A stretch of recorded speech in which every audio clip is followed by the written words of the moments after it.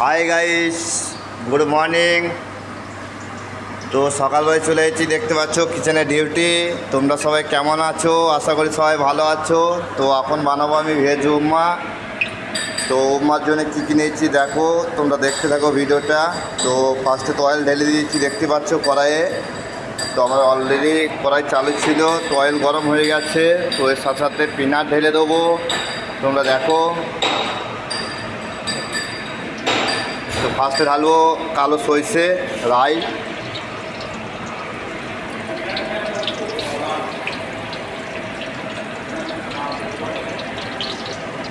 তো সরষে হয়ে গেছে দেখতে পাচ্ছ।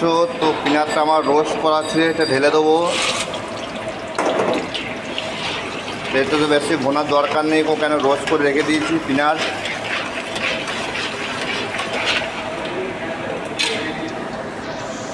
তো এর সাথে সাথে কাঁচা লঙ্কা ঢেলে দেবো স্পাইসির জন্যে। তো মির্চি দেখো হয়ে গেছে, এরপর ঢেলে দেবো পেঁয়াজ, ঢেলে দেবো।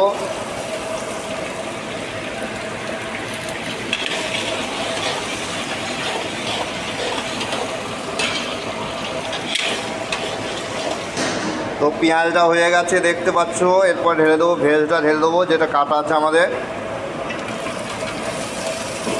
তো এটা ঢেলে খানিক পাকিয়ে নেবো। দেখতে পাচ্ছ আমার সবজি পেকে গেছে, এরপর ঢেলে দেবো গ্রিন পিস, ঢালবো মানে হারা মটর। তো এটা ঢেলে দেবো, এর সাথে একটু পাকিয়ে নেবো।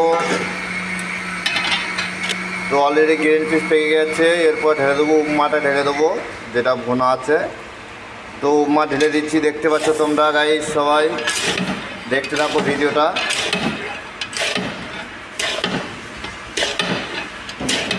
এই উপমার জন্য অবশ্যই জল গরম করে নেবে। আমি জল গরম করে নিচ্ছি, ঠান্ডা জল ঢালবে না, অবশ্যই গরম করে ঢালবে। তো আমার দেখতে পাচ্ছ গরম জল করে নিয়েছি। চলো এরপর জল ঢেলে দেবো গাইস। তো এর সাথে একটু চিনি অ্যাড করে দেবো, নমক অ্যাড করব। নমকটা স্বাদ অনুসারে দেবে নমক, যতটা পরিমাণে নমক দরকার ততটা পরিমাণে নমক ডালবে। তো এটা নেড়ে নেবো। তো দেখতে পাচ্ছ জল ঢেলে দিয়েছি, এটা ভালো করে সাথে মিক্স করব। তো দেখতে থাকো তোমরা ভিডিওটা কেমন করে করছি আমি। দেখতে পাচ্ছ আমার ভেজ উপমা রেডি হয়ে গেছে। তো ভিডিওটা কেমন লাগলো অবশ্যই বলবে, আর শেয়ার লাইক কমেন্ট করে দেবে। তো দেখে নাও ভিডিওটা ভালো হয়তো শেয়ার লাইক করে দেবে। ধন্যবাদ।